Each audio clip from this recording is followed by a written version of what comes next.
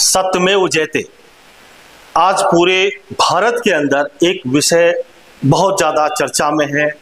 National media हो, हर platform पे लोग संविधान की बात कर रहे हैं, संविधान की दुहाई दे रहे हैं।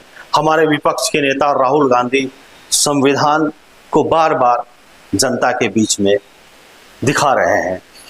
बात संविधान की हो रही है तो इसमें 42वां संविधान संशोधन को जानना भी बहुत जरूरी है। 42वां संविधान संशोधन इंदिरा गांधी ने 1976-77 के दौरान किया था। जो संविधान की मूल प्रस्तावना थी उसमें समाजवादी, पंथ निरपेक्ष या धर्मनिरपेक्ष शब्द डाला था। मैं ये पूछना चाहता हूँ कि धर्मनिरपेक्ष शब्द का मतलब क्या है। अगर धर्मनिरपेक्ष शब्द का मतलब है कि किसी भी धर्म की कोई भावनाएं इस संविधान से नहीं होगी, सबके लिए अगर संवैधानिक स्थिति बरकरार है, तो फिर सत्यमेव जयते या फिर अशोक चक्र जो राष्ट्रीय ध्वज में है वो क्या दर्शाता है, या फिर सुप्रीम कोर्ट के एम्बलम में यतो धर्मस्तो जया, इसका मतलब क्या है। इसका अर्थ होता है जहां धर्म है वहां विजय है, वहां न्याय है। इसी बात के ऊपर समझना होगा।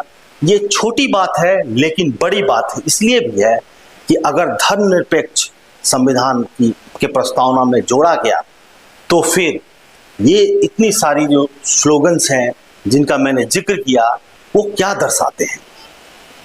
दूसरा तरफ अगर मान लें कि धर्मनिरपेक्ष है तो फिर अल्पसंख्यक आयोग क्यों? प्रश्न ये भी है।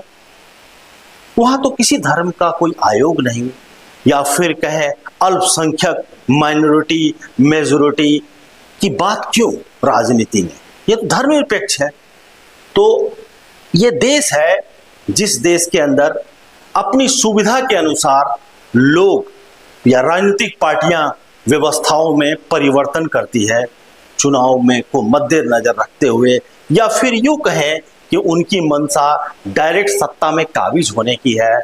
जनता को जिस तरह से समझाएं, अगर वो सफल होते हैं तो फिर उनकी बात रखी जाती है। लेकिन जनता को भी समझना होगा और जरूर समझना होगा कि धर्मनिरपेक्ष शब्द का अर्थ और शाब्दिक मतलब क्या है। अगर धर्मनिरपेक्ष है तो फिर सुप्रीम कोर्ट का वो स्लोगन यतो धर्मस्य तो जया, अशोक चक्र का होना, सत्यमेव जयते, जहां धर्म है वहां ही न्याय है, तो फिर माइनॉरिटी कमीशन क्यों, मेजॉरिटी क्यों?